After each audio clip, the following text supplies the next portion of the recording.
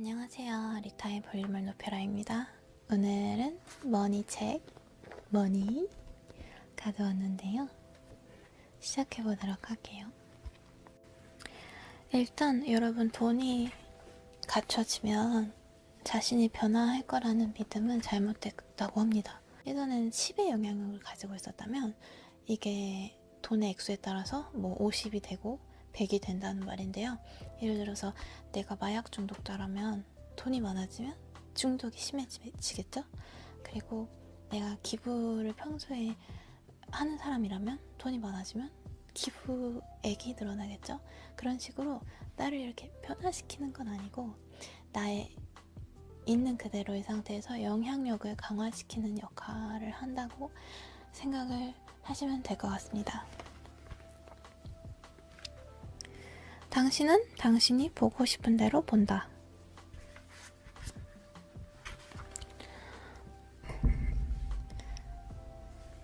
가족, 지리, 경제와 정치, 학교, 멘토와 교사, 종교와 신념과 정신, 친구, 미디어는 정도의 차이가 있더라도 당신의 믿음에 영향을 주고 있다. 이런 것들에 대한 노출 정도가 당신의 믿음을 형성했다. 당신의 믿음은 외적인 요인들로 인해 현실이 되지만 믿음이 진짜가 아닌 게 현실이다. 보는 것은 믿는 것이 아니고 믿는 것이 보는 것이다. 그리고 당신은 사물을 있는 그대로 보지 않고 당신이 보고 싶은 대로 본다.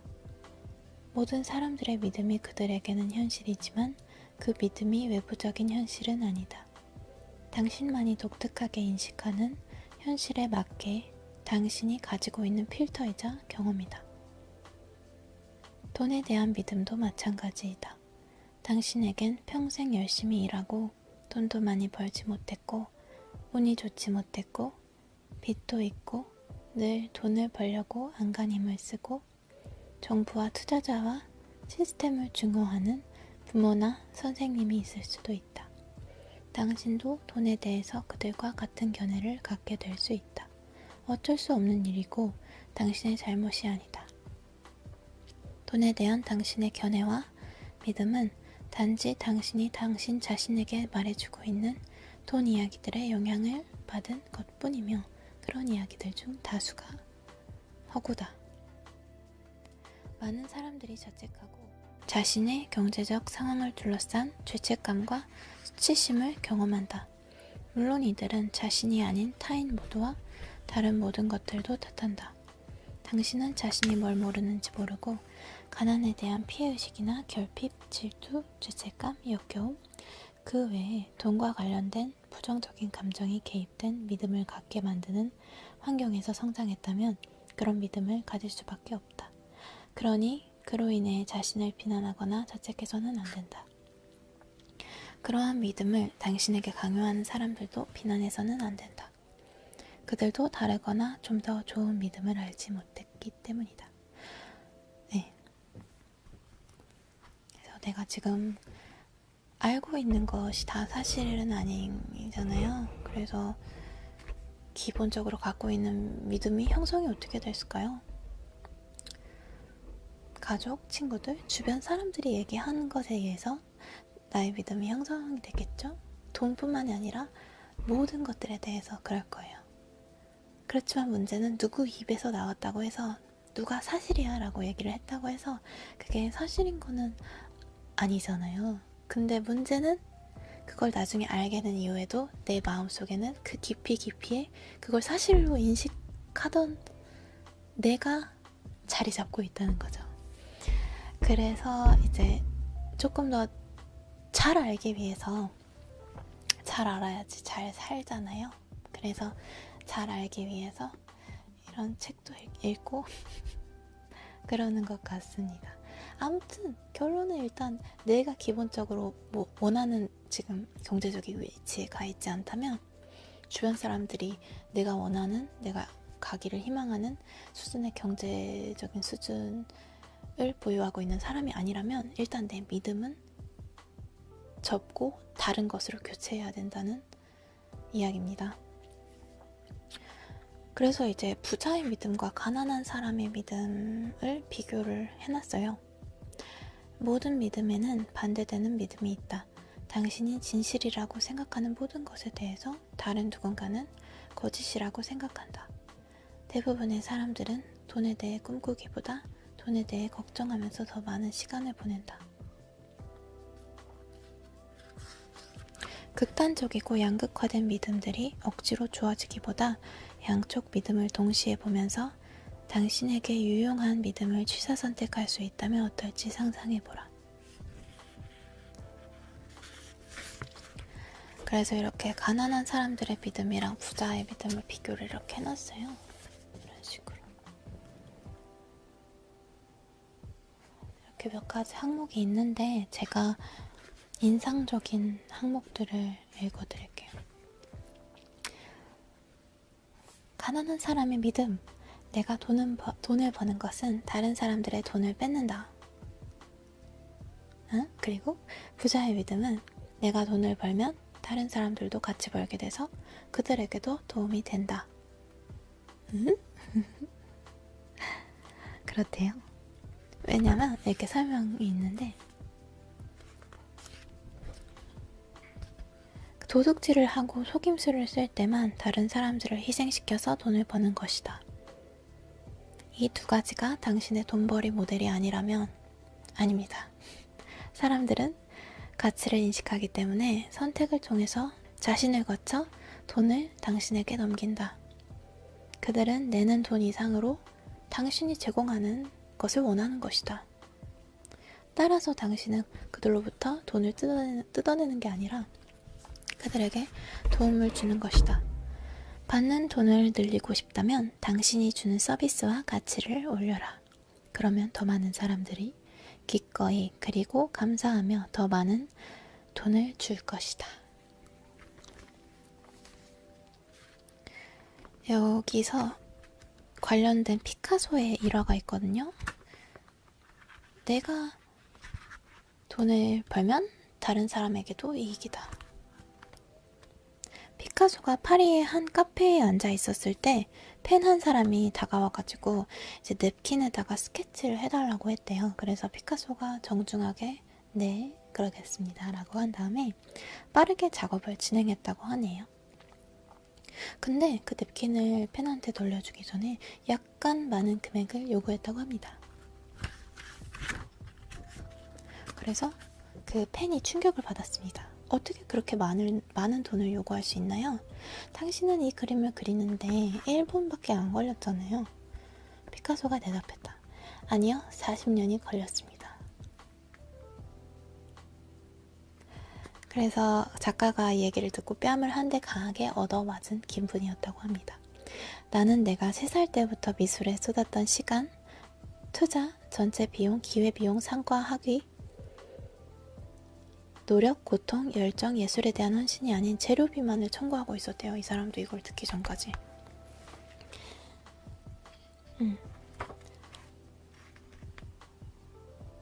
그래서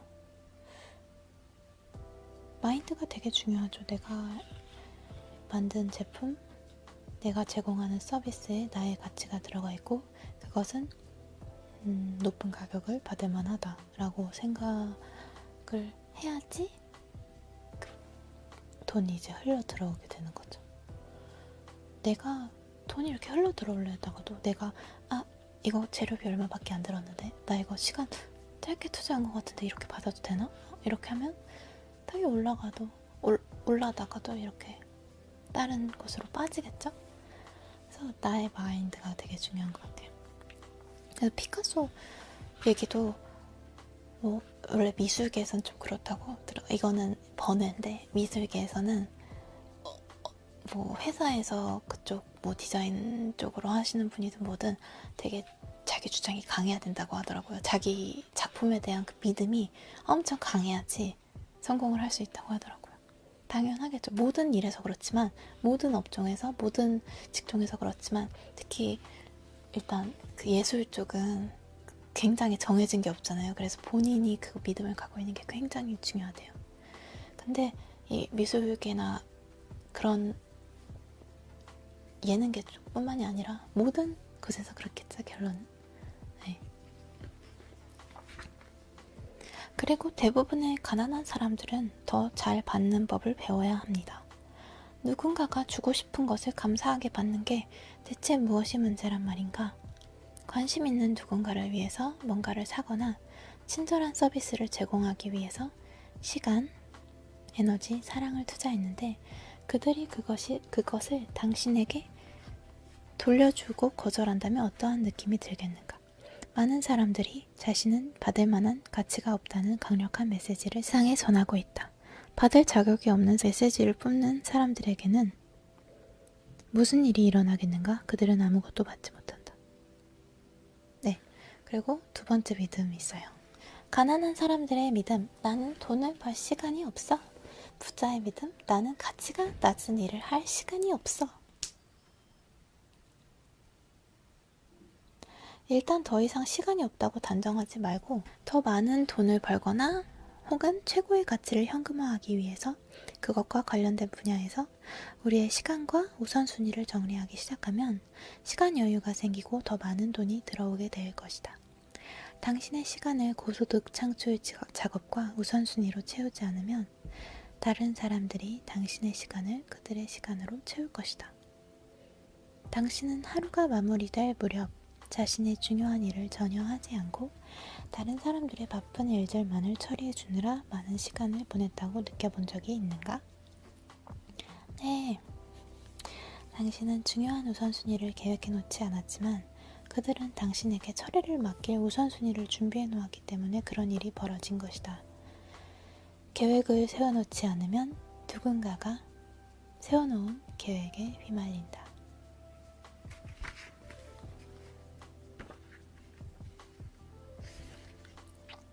부자들은 매우 엄격하게 전략적으로 시간을 쓴다. 그들은 시간의 가치, 시간당 임금, 상당한 극적인 변화를 초래할 수 있는 우선순위가 높은 일들이 뭔지 알고 있고 오직 그 일에만 집중한다. 그들은 다른 모든 일들은 외부에 위탁하거나 위임하거나 거절하거나 삭제할 것이다. 그들은 시간과 우선순위의 가치를 잘 알고 있다. 당신의 하루, 한 주, 한 달, 1년, 그리고 인생에는 막대한 부를 창출할 수 있는 충분한 시간이 있다. 돈과 마찬가지로 시간도 생각하기에 따라 풍부하거나 부족할 수 있다. 가난한 사람의 믿음, 다른 거 이제 시작됐어요. 나는 그 일을 할 수 없다. 내겐 충분한 능력이 없다. 부자의 믿음, 나는 세상이 필요로 하는 위대한 가치를 갖고 있다. 내 능력은 최고다. 당신에게 일어난 일이 아니라 당신 안에서 일어난 일이 중요하다. 멘토로부터 영감을 받더라도 절대로 그들을 맹목적으로 따르지 말자. 거인의 발밑이 아니라 어깨 위에 올라가서 더 넓은 세상을 봐야 한다. 멘토로부터 배우고 위대한 사람들의 특성을 소유하되 당신 자신만 가진 독특한 능력을 발휘하라. 당신보다 앞선 사람들이 돈과 부를 빠르게 늘리기 위해 겪었던 시스템과 교훈을 따르라. 이미 눈부시게 빛나는 길을 따라가 보고 전에 그곳에 가본 적이 있는 사람들로부터 도움을 구하라. 그들도 처음 시작할 때는 당신처럼 힘들었지만 지금은 쉬워졌다. 당신도 빠른 시간 내에 그렇게 될 것이다.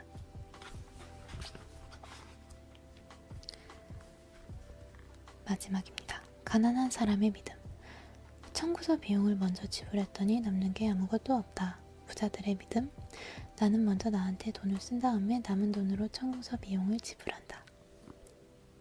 원래 월급날 되면은 25일이 월급날이면 26일까지 해서 이제 차차작 나가고 이제 남는 돈 이제 긁어 쓰는 거잖아요. 그래서 그러지 말고 먼저 필요한 돈을 내 우선순위, 내 미래에 진짜 필요하다고 생각하는 돈을 일단 확보를 해놓고 그 다음에 어떻게 해서든 그 나머지에서 배분을 하는 거죠. 선진국의 가난한 사람들은 모든 청구서 대금과 비용을 납부하고 마지막으로 자신에게 돈을 쓴다. 그런데 남는 돈이 하나도 없다. 미국의 철학자 짐 론의 말처럼 돈은 떨어졌는데 살아야 할 달은 너무 많이 남아있다. 항상 내야 할 비용이 있기 때문에 더 이상 남는 돈이 없을 것이므로 이러한 과정을 뒤집어서 먼저 자신을 위해 돈을 써야 한다. 그렇게 하면 남는 돈으로 어떻게든 살아갈 수밖에 없게 되므로 당신이 쓸 수 있는 비용은 줄어든다. 마지막에 자신을 위해 돈을 쓸 경우 그에 따라 줄어든 것은 당신 자신에게 쓸 돈이다. 매달 5만 원을 저축하고 절대 손대지 않기로 했다면 곧 돈이 쌓인다. 버는 돈이 늘어날수록 소득 중 저축 비중을 늘려야 한다.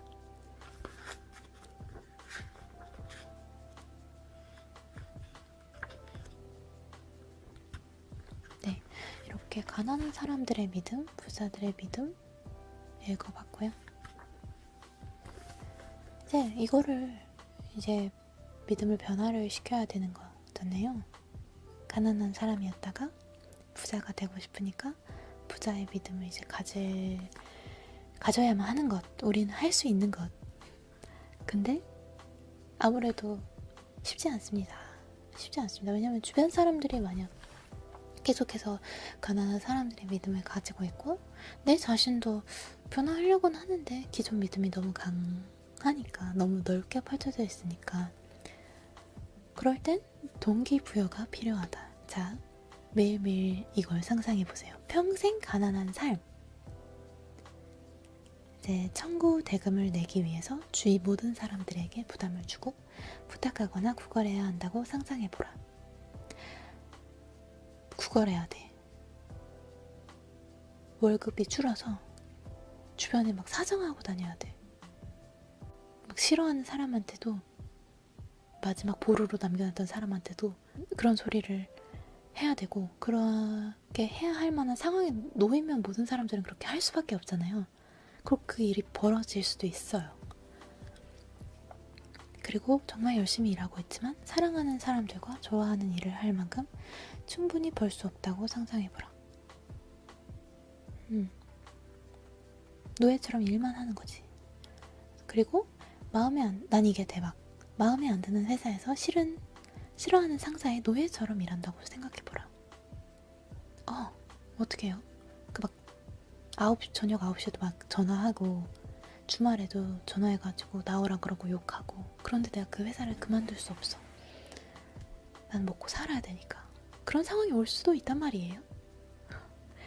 계속 만약 하얀 곡선을 그리거나 경제가 안 좋아지거나, 나는 그대로인데 내가 발전하지 못하는데 경제가 안 좋아지거나 나의 경쟁력이 퇴화되거나, 그러면 그렇게 해야만 살아갈 수 있는 상황이 올 수도 있어요. 그러면 정말 이런 영상 보고 이런 사치를 누릴 수도 없을 수도 있어요. 돈 때문에 노예를 같이 살아야 돼가지고. 미래에 대한 보장이 없고 아이들 교육비, 연금, 저축, 그리고 희망이 없다고 생각해보라.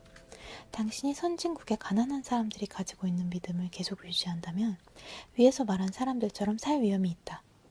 당신이 과거에 지녔던 이러한 믿음들을 당당히 하나씩 해결하라. 오케이, 당당하게 하나씩 한 번에 하나씩.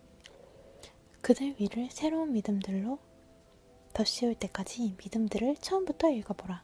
필요하다면 불신을 버려라. 반드시 그래야 한다. 자기 자신과 지구의 나머지 사람들을 위해서 더 많이 알고 벌고 나눠야 한다. 네. 돈을 많이 벌면 좋고 그렇지만 지금 현실에 너무 익숙해져 있는 상황에서는 많이 벌면 좋지 정도의 생각에서 그치는 경우가 많을 거예요. 그렇지만 그 부자가 되고자 하는 강렬한 열망이 없어도 내가 만약 아래로 떨어졌을 때 그 상황을 감당할 수 있으세요? 저는 정말 싫거든요. 생각하면 그렇게 살고 싶지는 않아요. 무슨 비용을 치러서라도 그거는 피하고 싶거든요. 그리고 돈을 많이 벌고 싶은 것도 사실이고, 많이 벌고 내가 뭐 부귀 영화를 누리는 것도 중요하지만 중요합니다. 그렇지만 이제 이 책에서 이제 얘기를 하는데, 돈 내가 벌고 남들 거를 뺏어서 내가 쓰는 게 아니라 내가 가진 가치, 내가 알고 있는 나만의 좋은 점, 내가 아는 내가 발전시킬 수 있는 나의 그런 좋은 점들을 세상에 돌려주고 싶은 거죠. 돌려주고 돈은 나에게서 와서 끝나는 게 아니라 나를 통해서 또 다른 데로 흐를 거예요. 나는 그냥 통로가 되어주는 거지. 근데 나라는 필터가 나는 자신 있고 세상에서 좋은 기능을 할 자신이 있어 라고 생각했을 때 나는 그 좋은 돈의 필터가 될 수 있는 거죠. 돈을 선한 데 쓰고 남들의 발전에 도움이 되는 방식으로 사용을 하고 주변 사람들을 행복하게 해주고 뭐 사회적인 사업을 시작을 하고 기부를 하고 이런 것들 내가 그런 일들에 대해서 긍정적인 필터로 사용되려면 제가 돈을 일단 많이 저한테로 끌어와야 되는 거죠. 그리고 나한테서 다시 이제 그 정수 시스템 필터링 되듯이 이제 더 좋은 기운을 가지고 그 돈이 세상으로 이제 빠져나갈 수 있도록 빠져나가서 더 좋은 순환이 이루어질 수 있도록 하고 싶은 그런 꿈이 있습니다. 여러분도 같이 꿈을 꿔볼까요? 같이 꿈을 꿔볼까요? 그래서 일단 이 책은 그 돈에 대한 생각, 기본적인 생각을 많이 바꿔주는 책이에요. 저는 부의 추월차선 그 책도 좋았지만 이 책도 굉장히 좋았거든요. 부의 추월차선은 약간 MJ 드마코 그분이랑 이분은 로브워라는 분인데 약간 스타일이 달라. 그 부의 추월차선은 되게 소프트하게 얘기를 해요. 조금 반대 의견이 없도록 약간 좀 커버를 치면서 소프트하게 얘기해주는 기분인데 이 책에서는 롬무어 씨는 되게 약간 단호하게 얘기를 하는 스타일. 아닌 건 아니고 난 이렇게 생각하는 건 생각하는 거고 그래서 그런 차이가 느껴져서 좀 조금 흥미로웠고요. 네. 그래서 당신의 최고 자산은 당신이다. 네. 라고 어떤 순간에도 감사하라. 평판을 관리하라. 이런 이야기들이 있습니다. 그리고 기억이 나는 게 당신의 성공에 가장 큰 영향을 미칠 항목 중에 하나는 당신이 속한 좋은 인맥의 네트워크 안에서 당신이 얻은 호의와 좋은 평판이다 라는 글이 또 기억이 나네요. 외웠나봐. 하나씩 중요한 거는 외워가면서 책을 읽어갑시다. 여러분 저는 갈게요. 저 너무 더워요. 에어컨이 안 켜져가지고 요새 왜 이렇게 더운지. 곧 추워지겠죠? 이러다가 확 추워지니까. 추운 것보단 여름이 나은데. 네, 너무 덥지만 열심히 잘 읽었고요. 여러분 안녕. 또 좋은 책으로 찾아올게요. 책 말고 또 좋은 이야기로 또 찾아올 거예요. 안녕. 나 갈게요.